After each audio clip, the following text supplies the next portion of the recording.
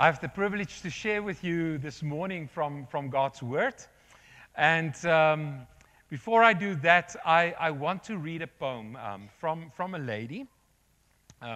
Just put on my glasses or else I cannot see so well. And we are going to talk about God's calling, and God's calling specifically on your life as well. We will be looking at Moses and how God has called Moses as well. But what impact does that have really for us today as well? Before we do that, let's just pray together. Lord, I just want to thank you that we can open your word. I pray that you will open our hearts, open our minds to receive, Lord, what you have for us today. I pray, Lord, that we will not go from this place unchanged. Lord, that you will change our hearts, that you will change our minds. Lord, that during this week you will remind us constantly of your calling on our lives as well. Thank you, Lord, that we have the privilege to just open your word today in a free space. We pray for those countries, Lord, where that is not possible today. And we pray, Lord, that in some or other way, through radio, through the internet, that our brothers and sisters in Christ there will be encouraged. We worship you in your name, Jesus. Amen. So I want to read a story to you from a lady called Sandra Goodwin. And it goes like this. Last night, I took a journey to a land far across the seas. I didn't go by boat or plane. I trusted on my knees. I saw so many people there in deepest depths of sin. And Jesus told me I should go, that there were souls to win. But I said, Jesus, I can't go and work with such as these. He answered quickly, yes, you can, by traveling on your knees. He said, you pray, I'll meet the need. You call, and I will hear.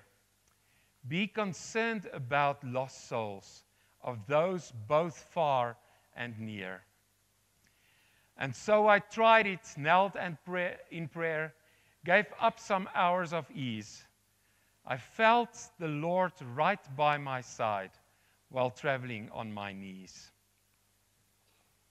As I prayed on and saw souls saved and twisted bodies healed and saw God's workers' strength renewed while laboring on the field, I said, yes, Lord, I have a job, my desire thy will to please. I can go and heed thy call by traveling on my knees. As I said, today we are going to look at how does God call us? And I want to start this morning by talking about my own story of calling. And how do we know God is calling us? And that is the same question that I had in my life as well. And one day I was walking on the sand in wilderness, down in the Cape, beautiful area. And I was praying and I was asking God to show me where does He want me to become a missionary. And as I was walking, I was looking up in the sky. And as I was looking up in the sky, I saw a cloud forming. And the cloud was forming in the map of Albania. And I thought, yes, that is where God is calling me. Isn't that amazing? Well, that is not really how it happened. Sorry, I just lied to you. Sometimes that might be how God is calling people. My story is a little bit different. My story has a longer journey. And my story is a story of disobedience. And if you want to know more about that, you can come and talk to me at another time. But how does God call us? How is He calling you today? There are three important factors that come into play in our passage this morning. And I want you, if you have a Bible, to open your Bibles at Exodus 3, verse 1 to 22. Exodus 3, verse 1 to 22. And to keep it open there, because we will come back to some of those verses as well. but I will read it for us for now. And it's a well-known story. It's a story of Moses and the burning bush. And I know that sometimes we've seen a lot of these stories on television, and we saw the kids' versions of this as well, and it's very familiar to us. And I pray that God will show you something new from this story today, specifically about your calling. Let's read together. It's from Exodus 3, verse 1 to 22. Now Moses was tending the flock of Jethro, his father-in-law, the priest of Midian, and he led the flock to the far side of the wilderness and came to Horeb, the mountain of God. There the angel of the Lord appeared to him in flames of fire from within a bush. Moses saw that though the bush was on fire, it did not burn up. So Moses thought, I will go over and see this strange sight, why the bush does not burn up. When the Lord saw that he had gone over to look, God called him from within the bush, Moses, Moses. And Moses said, here I am. And I think it was a very frightened here I am in that time. Do not come closer, God said. Take off your sandals, for the place where you are standing is holy ground. And then he said, I am the God of your father, the God of Abram, the God of Isaac, and the God of Jacob. At this, Moses hid his face, because he was afraid to look at God. And the Lord said, I have indeed seen the misery of my people in Egypt. I have heard them crying out because of their slave drivers, and I am concerned about their suffering. So I have come down to rescue them from the hand of the Egyptians, and to bring them up out of the land into a good and spacious land, a land flowing with milk and honey, the home of the Canaanites, the Hittites, the Amorites, the Perizzites, Hivites, and Jebusites. And Moses said to God, suppose I go to the Israelites and say to them, the God of your fathers has sent me to you, and they ask me, what is his name? Then what shall I tell them? God said to Moses, I am who I am. This is what you are to say to the Israelites. I am has sent me to you. God also said to Moses, say to the Israelites, the Lord, the God of your fathers, the God of Abram, the God of Isaac, and the God of Jacob, has sent me to you. This is my name forever, the name you shall call me from generation to generation. Go assemble the elders of Israel and say to them, the Lord, the God of your fathers, the God of Abram, Isaac, and Jacob, appeared to me and said, I have watched over you, and I have seen what has been done to you in Egypt. And I have promised to bring you up out of your misery in Egypt into the land of the Canaanites, the Hittites, Amorites, Perizzites, Hivites, and Jebusites, a land flowing with milk and honey. And the elders of Israel will listen to you. Then you and the elders are to go to the king of Egypt and say to him, the Lord, the God of the Hebrews, has met with us. Let us take a 3-day journey into the wilderness to offer sacrifices to the Lord our God. But I know that the king of Egypt will not let you go unless a mighty hand compels him. So I will stretch out my hand and strike the Egyptians with all the wonders that I will perform among them. After that, he will let you go. And I will make the Egyptians favorable, disposed towards this people, so that when you leave, you will not go empty-handed. Every woman is to ask her neighbor, and any woman living in her house, for articles of silver and gold and for clothing, which you will put on your sons and daughters, and so you will plunder the Egyptians. This is the word of the Lord.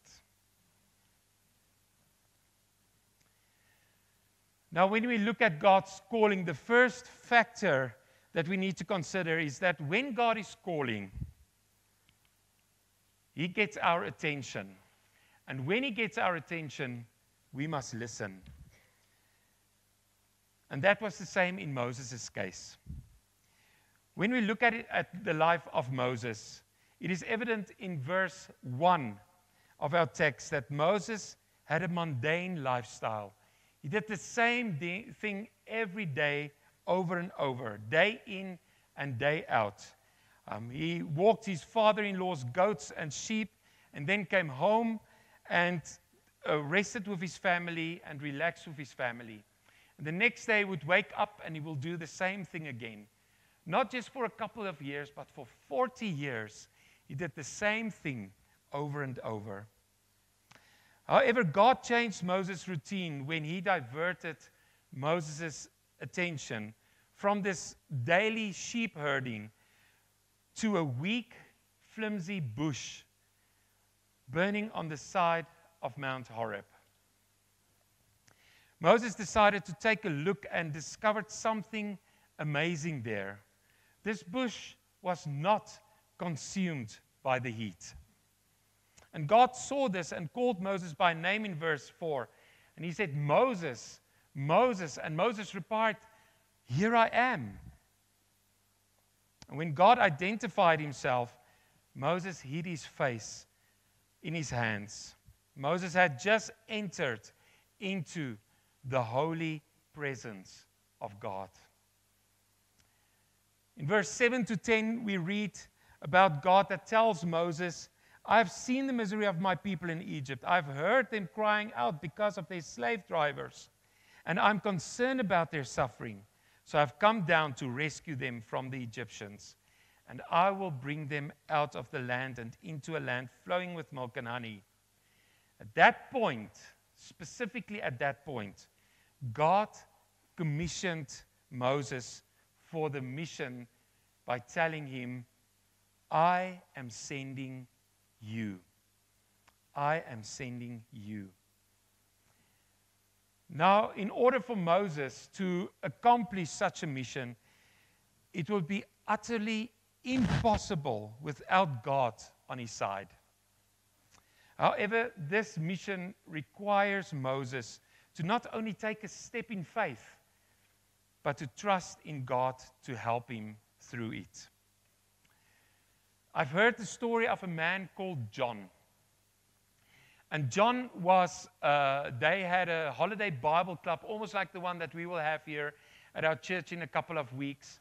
They had a holiday Bible club at his church, and he went around and he took flyers to homes. And as he was walking, he saw an apartment, and in the apartment there was a lady sitting.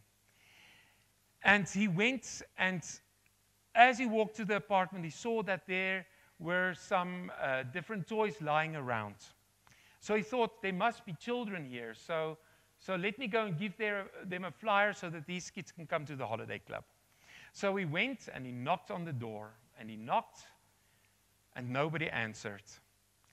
And he knocked again, and he saw the lady sitting inside, and the lady saw him standing by the door, but nobody answered. And he knocked another time, thinking, surely she must see me, and surely she must hear me knocking. But then he thought to himself, I guess she doesn't want to talk to me. To tell you the truth, John was a little put off by this. And as John thought about it, that little slice of his life is very representative of how our society today has become. Instead of having open doors with a welcome mat in front of it, we live in closed gate communities. And we have do not disturb everywhere posted around us.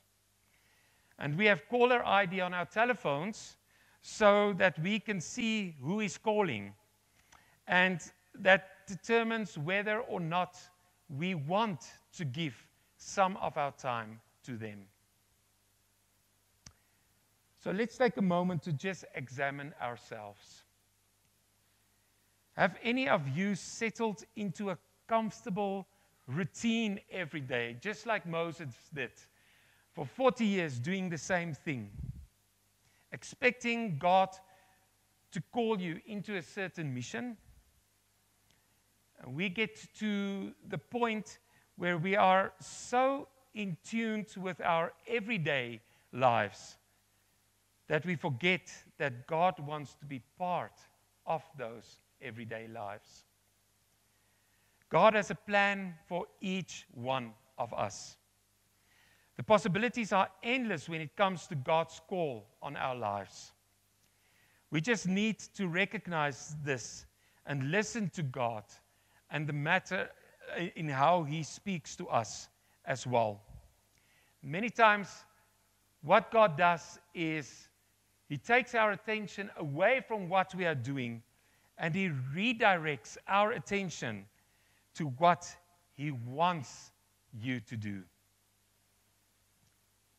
What is God doing to get your attention today? Are you listening to God? Or are you too busy to listen? When we're open to what God is calling us to, He will first get our attention, and then we must listen. And secondly, God will reveal Himself to us. Now, when God called Moses into service, God knew that Moses was ready for the mission that God had for him. But Moses found it very hard to believe that. He was very hesitant. His response to God was, God, me? You've got to be kidding. I'm just a guy that walks behind sheep all the day and look at goats. How can you really call me? How can I pull something like this off? And God's response to Moses was, I will be with you. Notice here, God did not rebuke or chastise Moses. God wanted Moses to know that He, God, was the one who was getting to rescue His people from slavery. And He wanted to use Moses as His sacred agent. And quite frankly, Moses was suffering from something that I call a me syndrome. It was all about me, this and me, that. And Moses' focus was completely on himself and not on God. Many times that's with us the same today as well. We love to focus on us and what is happening around us, not really focusing on what God wants to do through us. In verse 13, Moses asks God another question. Moses says, What is your name? And God responds and tells him, I am who I am. Tell the people of Israel, I am sent me to you. This is what you're to say to the Israelites. God, the God of your fathers, the God of Abraham, the God of Isaac, and the God of Jacob, sent me to you. This was always been my name, and this will always be my name. Now, what does I am mean? It means our God is self-sufficient. God is God no matter how we look at Him. Jehovah God is the same yesterday, today, and tomorrow. God very much wants to be involved in the lives of His children. God doesn't take a day off just because He feels like it. He is there all the time. God very much would like for us to change our ways of life and follow Him completely.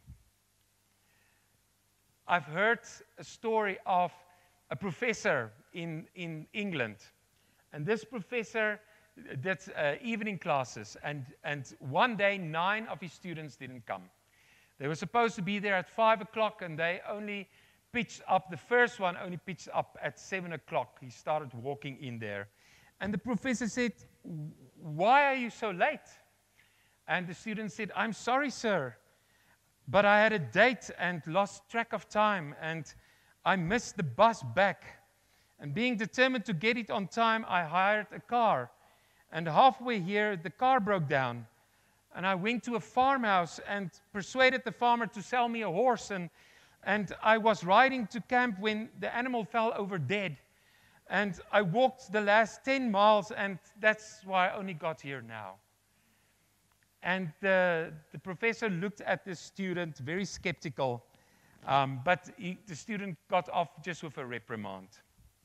However, after him, 7 others came in, and they all had the same story. They had a date, they missed the bus, they hired a cab, they bought a horse, the horse died, etc., etc. By the time the 9th student reported in, the professor was now growing weary. And he was becoming quite upset. And he said, okay, now what happened to you? And the student said, sir, I had this date and I missed the bus back and so I hired a cab.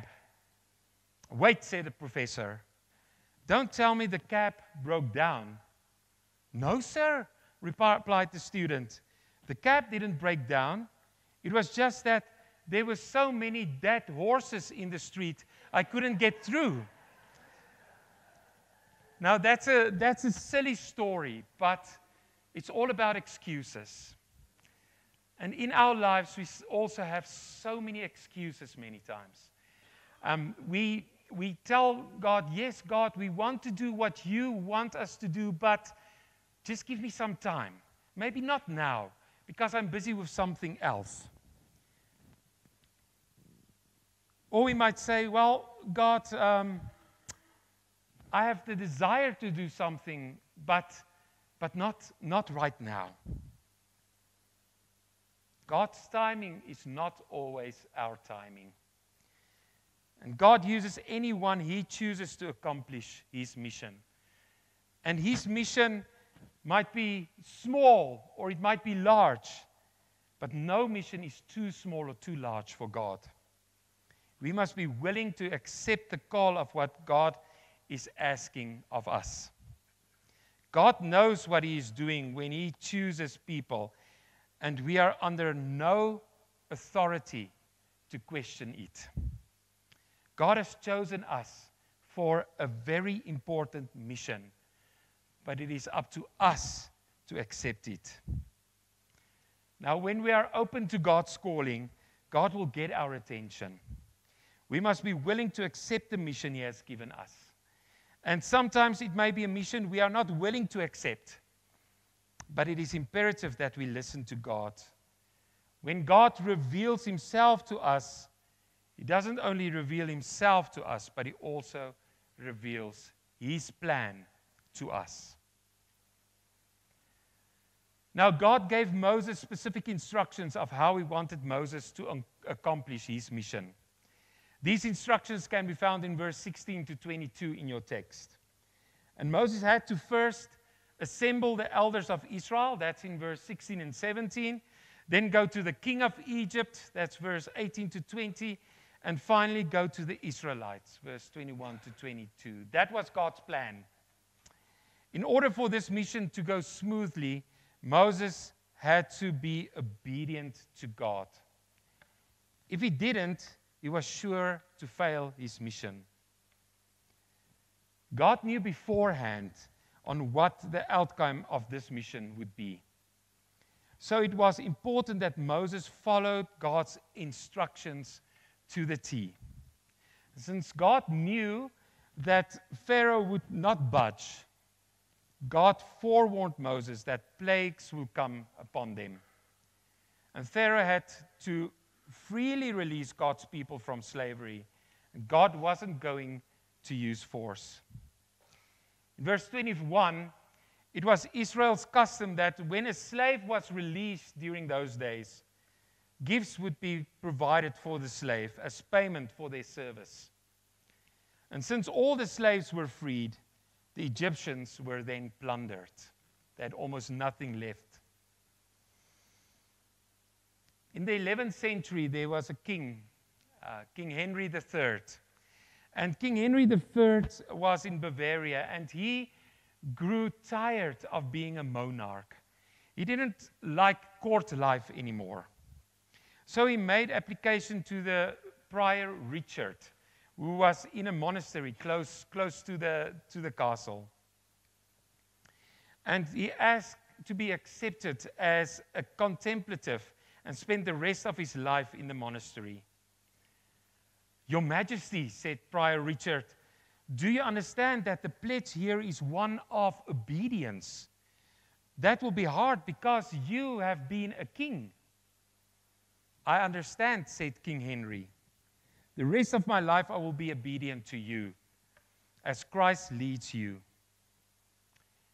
And then I will tell you what to do, said Prior Richard. Go back to your throne and serve faithfully in the place where God has put you. And when King Henry died, a statement was written, and the statement said, the king learned to rule by being obedient.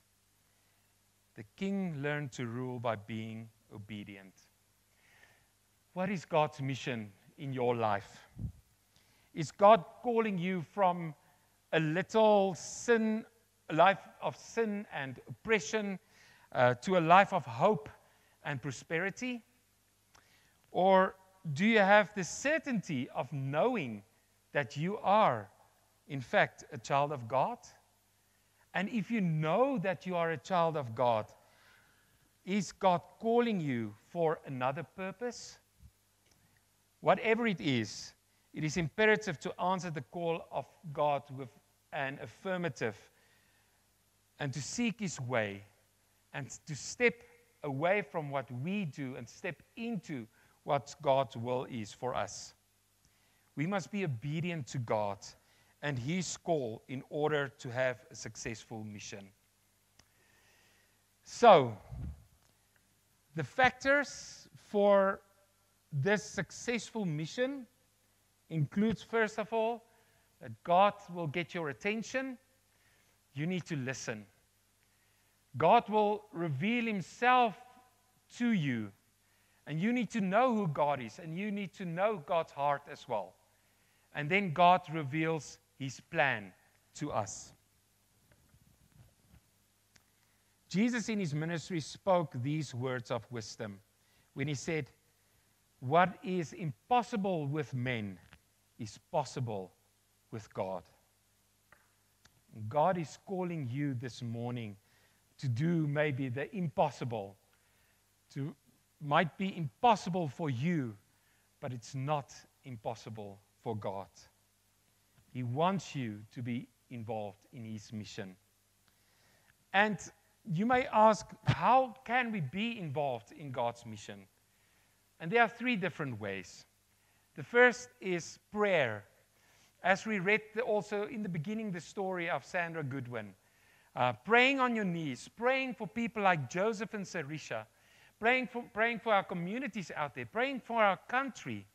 Maybe God has put it on your heart to pray diligently, not just for the country, but also for our church staff, for the ministries that's happening through our church. God calls us to pray.